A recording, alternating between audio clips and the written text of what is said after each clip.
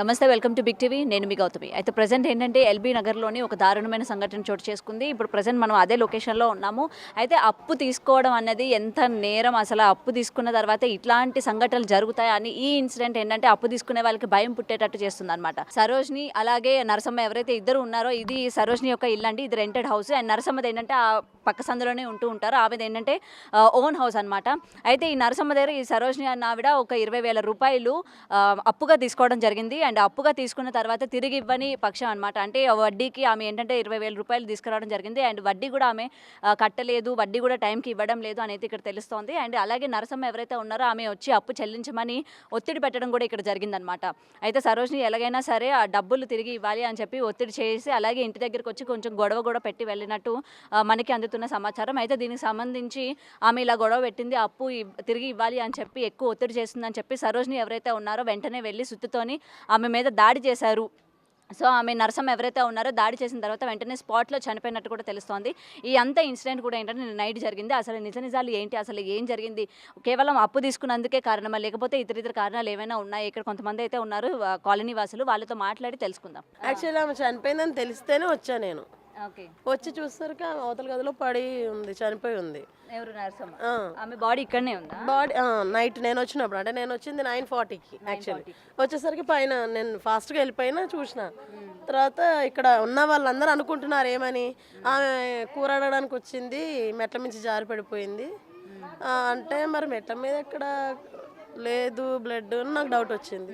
కానీ మనం పోలీసుల ముందు అది అన్నీ చెప్పలేకపోతుంది, భయం కదా, ఎవరికైనా భయం ఉంటుంది కాబట్టి. సో నేను అదేం చెప్పలేదు, వచ్చేసాను. చూసి పోలీసు వాళ్ళు ఫోటోలు తీయకమ్మా అన్నారు. ఒక ఫోటో తీసుకుందాం అనిపించింది, మళ్ళీ ఆమె కనపడదు కదా, మళ్ళీ తెస్తారో ఊరు తీసుకెళ్తారో మాకు తెలియదు. ఇక్కడ ఉండి అందరితో కలుపుకోలుగా ఉండే మనిషి, ఎవరితో వాదులాడే మనిషి కాదు, గొడవ పడే మనిషి. ఒక 10 years పైన ఎక్కువే అయి ఉంటుంది, నాకు అంత ఐడియా లేదు, పెద్దవాళ్ళని అడగండి. వాళ్ళు బతకడానికి వచ్చారండి పాపం, ఎప్పుడు వాళ్ళు కూలి పని చేసుకునే బతారు. ఇలాంటి ఒక దారుణం ఆమె చేసిందంటే నిజంగా ఎవరు కూడా నమ్మరు.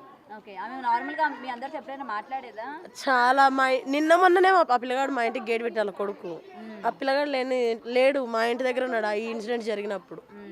యాక్చువల్లీ ఎందుకంటే గేట్ కొంచెం రాంగ్ పెట్టిండు, దాని గురించి నన్ను పిలిస్తే ఇంటికి వచ్చాడు నేను సాయంత్రం మా ఇంటి దగ్గర ఉన్నాడు ఆ పిల్లగాడు ఈ ఇన్సిడెంట్ జరిగినప్పుడు. యాక్చువల్గా ఈ లోపు మరి ఇంకా ఏం జరిగిందో నాకు తెలియదు, బయట కూడా కూర్చున్నారంట. నేను అయితే 9:40కి నాకు తెలియగానే, అంటే మేము బయటికి రాము మామూలుగా, పాప నెక్స్ట్ కోసం షాప్కి పంపిస్తే మమ్మీ నరసమ్మ చనిపోయిందంటే నేను ఆ షాక్.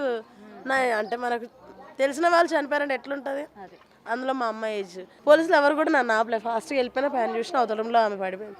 ఇక్కడ నుంచి ఇదంతా పగిలి ఉంది, అంత దారుణంగా ఎట్లా చనిపోయింది అనేసి నేను ఆలోచించిన. ఎట్లా మించి పెడితే బ్లడ్ కడిగేసిర్రు, కూర కోసం వచ్చింది, ఇలా ఇక్కడ సంభాషణలు విన్నాను, ఇంకా అదే విన్నాను. ఆ టైం అప్పుడు మీరు పైకి వెళ్ళేటప్పుడు సరోజిని గారు ఉన్నారా పక్కనే? ఆమె శవమున్న రూమ్ ఒకటే చూస్తానండి, యువతలో ఆమె నేను చూడలా. సో ఇంతకు ముందు వరకు ఆమె బాగానే ఉండేది. ఇట్లాంటికి అంటే అప్పు ఆవిడ స్వభావం ఎలాంటిది? అప్పు తీసుకున్నారు కదా, ఏమైనా ఇంటికి వచ్చి గొడవ చేయడం కానీ అట్లాంటి? నేను తీసుకోలేదు, నాకు తెలియదు అండి. తీసుకున్న వాళ్ళని అయితే అడగొచ్చు.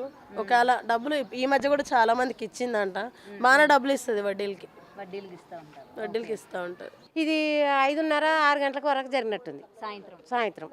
ఇక మేమైతే ఈయన కూర్చున్నాం, కానీ మనిషి ఆ లోపలికి పోయింది అయితే మాకు తెలియదు. నరసమ్మ లోపలికి వెళ్ళడం మీరు చూడలే. చూస్తే మాత్రం ఎంతసేపు పోయింది, ఆ మనిషి ఎక్కడ పోయిందని అడుగుతుంటే, కానీ మేము చూడలే. నరసమ్మ వాళ్ళ ఇంట్లో ఎవరెవరు ఉంటారు? కొడుకు ఆమె ఉంటారు. ఓకే, మరి ఇంతసేపు వెళ్ళింది ఎక్కడ పోయింది ఏంటి అని చెప్పి వాళ్ళ కొడుకు కూడా వచ్చి చూడడం ఏం చేయాలి? వాళ్ళ కొడుకు కూడా లేడంట ఆ టైంలో, ఆయన చౌటుప్పలు పోయిండట ఆ టైంలో, అలా కొడుకు లేడంట. ఇక మళ్ళీ కొడుకు ఫోన్ చేస్తే కొడుకు వచ్చిండు. కొడుకు వచ్చినాక గిట్లా జరిగింది, గిట్లా సంగతి రాక మెట్ల మించి కింద పడ్డది అని చెప్పేసింది. ఆమె కూడా చెప్పిస్తే పోలీసు వచ్చినాక నేనే కొట్టేసిన అని చెప్పి, ఇక అంతవరకు చెప్పింది నేనే సుత్తతో కొట్టేసిన అని చెప్పేసింది. ఇక అంతవరకే చూసినా, మేము పనికి వెళ్తాం రా పొద్దుంతా. ఆమెతోనా? ఎందుకు మాట్లాడిపోయేది, గిట్నే అందరు మాట్లాడుకున్నట్టే మాట్లాడేది, మంచిగానే ఉండేది, ఎప్పుడైనా మంచిగానే ఉండేది. డబ్బుల కోసం ఒత్తిడి చేస్తుంది, వడ్డీ ఏం ఒత్తడం ఏం చేయలే, అది ఒత్తిడి చేయలేదు. ఆ డబ్బుల కోసానికి వచ్చి లొల్లి కూడా పెట్టలేదు. ఇప్పుడు వాళ్ళ అబ్బాయి ఎక్కడున్నారు ఏంటి?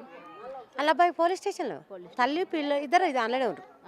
నరసమ్మ ఇక్కడ అందరికీ అప్పులు ఇస్తా ఉండేవారు అని చెప్తున్నారు కదా. అందరికంటే అందరికి ఏమి అది ఇప్పుడు నువ్వు ఎక్కువ పరిచయం అనుకో నీకు ఇస్తుంది. ఇప్పుడు నేను పరిచయం అనుకో తీసుకుంటారు వడ్డీ అంటే 2 రూపాయలు 2 రూపాయలు 2 రూపాయలు లెక్క తీసుకుంటా. 2 రూపాయలు రూపాయిన్నర అట్లా తీసుకుంటా అంతవరకు. ఓకే, మామూలుగా మనిషి బాగానే ఉండే అనమాట, మంచిగానే ఉండేది. మంచిగా ఉండే ఆమె మంచిగా ఉండే ఇవి మంచిగా ఉండే.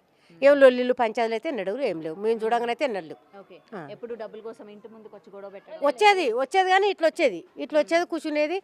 ఎన్నడిస్తావు సరోజ అంటే నేనే ఓ నాడు ఉండి అన్న ఇట్లా అప్పులోళ్ళు అంతా ఇట్లా వచ్చి అడగకుండి నా చచ్చిపోతే మాత్రం మీకు పైసలు ఎక్కడి నుంచి ఇస్తుంది అంటే అది పైసలు కూడా అడగలేదు ఈ మధ్యన.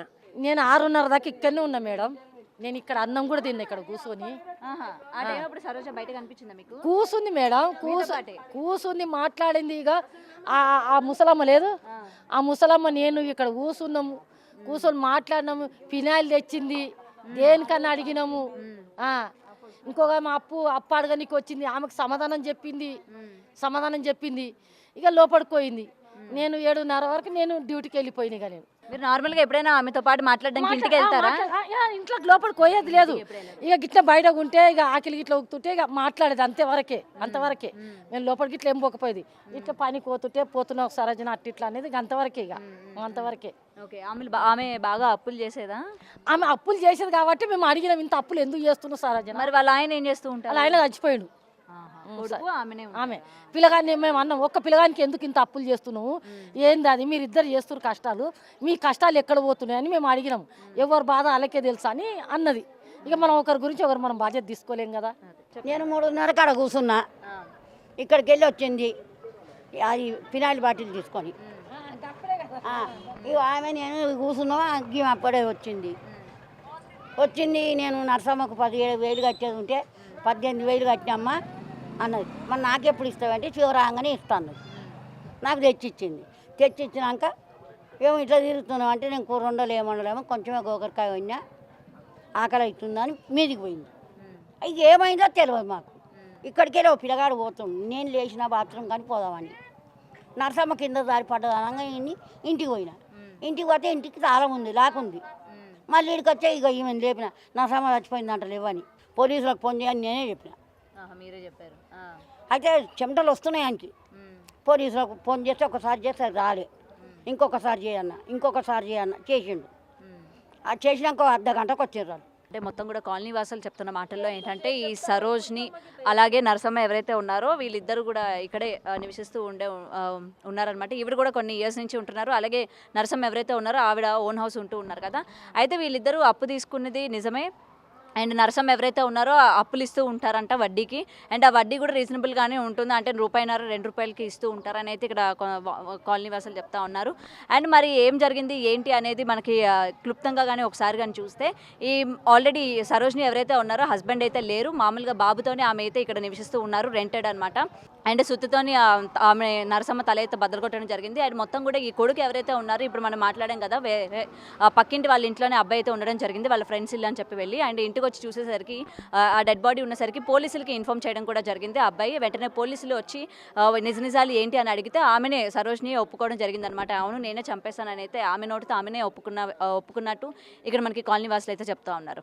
మరి ఏది ఏమైనా సరే అప్పు తీసుకున్న తర్వాత వీళ్ళు వడ్డీకి ఆమె ఏమైనా ఎక్కువ ఒత్తిడి చేసిందా, లేకపోతే ఈ మత్తులోని హత్య చేయాల్సి వచ్చిందా? సో ఇంతకీ నిజాలు ఏంటి, లేకపోతే వీళ్ళిద్దరూ ఏమైనా ఘర్షణ పడ్డారా, లేకపోతే వెనక ఏమైనా గొడవ పడ్డారా ఈ వడ్డీ కోసం అని చెప్పి కూడా తెలియాల్సి ఉంది. అయినా సరే ఎంత వడ్డీ ఇచ్చినా సరే, లేకపోతే అప్పు ఇచ్చినా సరే, ఎంత మత్తు తీసుకునే ఇట్లాంటి దారుణమైన సంఘటన ఎప్పుడు కూడా మేము చూడలేదు. అసలు సరోజ్ని కూడా అలాంటి వ్యక్తే కాదు, ఆమె నోటితో ఆమె చంపానని చెప్పినా సరే మేము నమ్మలేకపోతున్నామని అయితే కాలనీ వాసులు చెప్తున్నారు. అలాగే నరసమ్మ విషయానికి వచ్చేసరికి నరసమ్మ కూడా చాలా మంచిదని అయితే చెప్తూ ఉన్నారు. కెమెరామెన్ లక్ష్మణ్తో గౌతమి రిపోర్టింగ్, హైదరాబాద్.